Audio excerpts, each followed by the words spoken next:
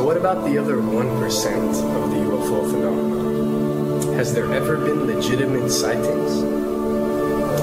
As promised, we're going to cover this 1% in a future episode. But I'll share with you something a wise man once shared with me.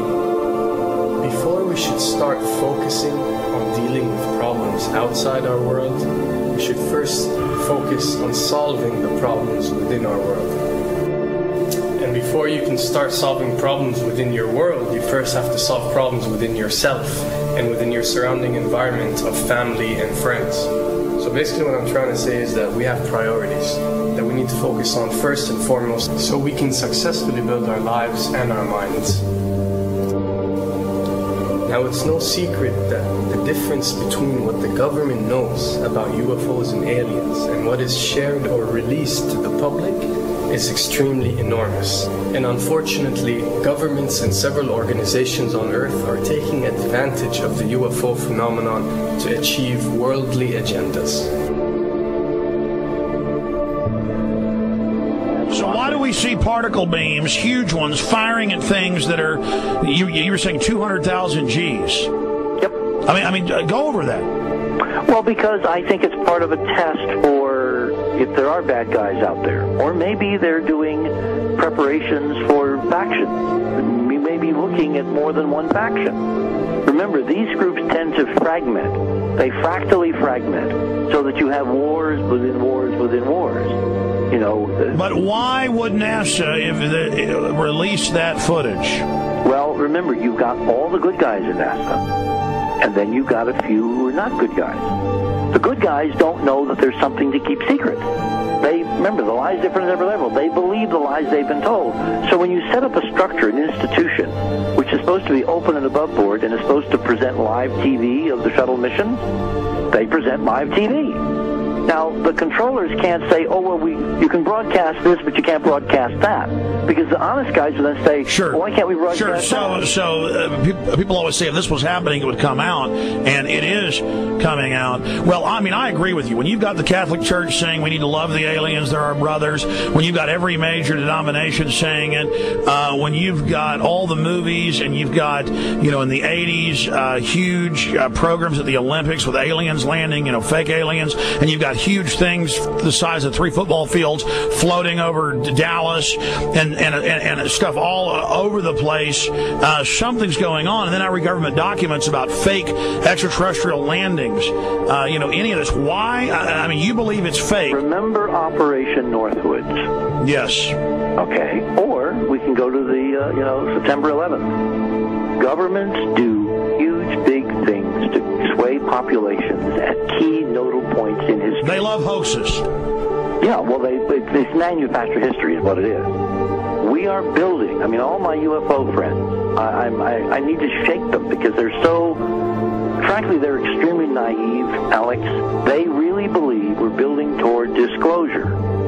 I believe we're building toward a mass, carefully manufactured fake event where ETs, who are really humans, who are really part of this secret clique, who are probably Nazis, who have developed and perfected their technology from World War II, which is why you've got to get, Joseph on. They are going to basically fake out the world. And there's an incredible window on the Nazi black ops programs, the compartmentalized, incredible high technology efforts that were being funded by the Nazi war machine, particularly toward the end of the war in a desperate effort to win the war, and they fastened their hopes on several key technologies, some of which appear to be the control of gravity itself, which again is a separate piece of data from my work, which came at this from a hyperdimensional physics perspective. I mean, we know there's a lot of suppressed technology. I mean, 20 years after the B-2 bomber was already in service, they declassify it. So we have a lot of cases of that. We know there's a whole shadow government. This is technology and physics, Alex, that would make anything you think you know like a candle flame compared to a hydrogen bomb. This is a physics that literally allows you to rearrange time.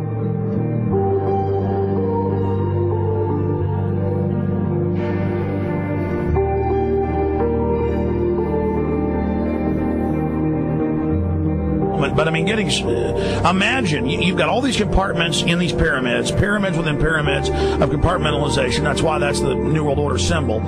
And we don't know what they've got because they are so secret. We know they lie so much. We just know it's advanced. Mainline scientists say they're 30 years advanced. So Richard C. Hoagland, what I'm saying to you is, I'm entertaining what you're saying. I respect you. I think you're a great guy.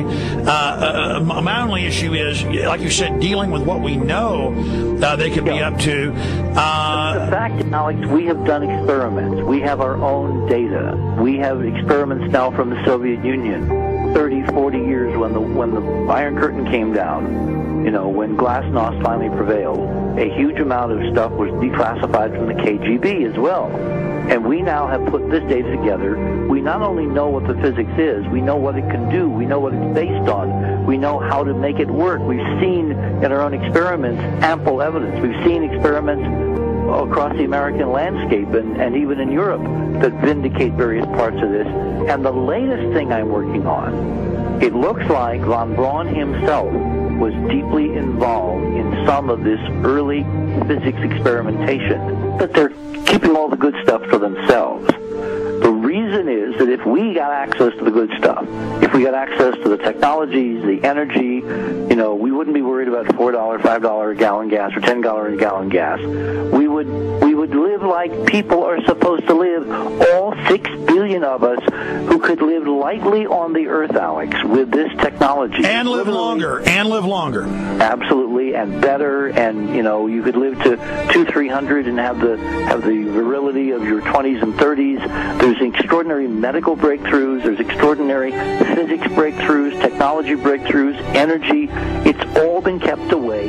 Think about it. We're already on a planet hurtling through space, all these wonders around you, and you've been taught it's bizarre to question, and that's because there's so many kooks in the alternative movement who do talk about ridiculous, Hollywood-style green men, instead of really looking at the shadow government and all these crazy secret societies that are admittedly running NASA and the shadow government. Now, ladies and gentlemen, during this talk that I'm going to give you, I'm going to explain to you the history of this phenomenon, who the secret government really is, and I will name them by name, the beginning group, the study group. I will tell you who they are today. I'm going to tell you what this is all about. I'm going to tell you who's selling drugs to your children, and I'm going to tell you why the United States government is afraid for you to find out what the truth is regarding UFOs.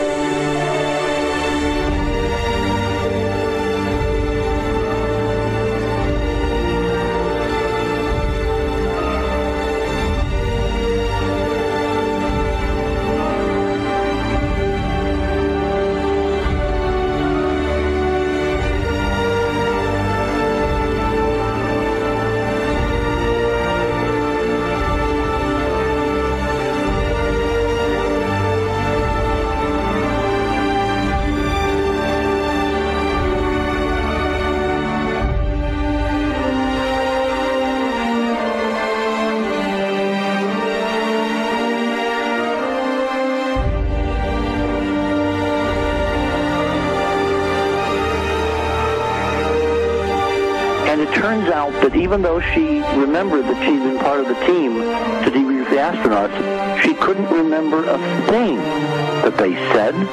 She couldn't remember why she no longer was working with NASA. She couldn't remember. In other words, her memory lapses were enormous, and I don't think they were feigned, because we now found the same pattern in all the flight crews. Because the awful truth, Alex, is they have been brainwashed. They have been mind controlled. They have had a technology, a very sophisticated technology, which took away the real missions that they experienced.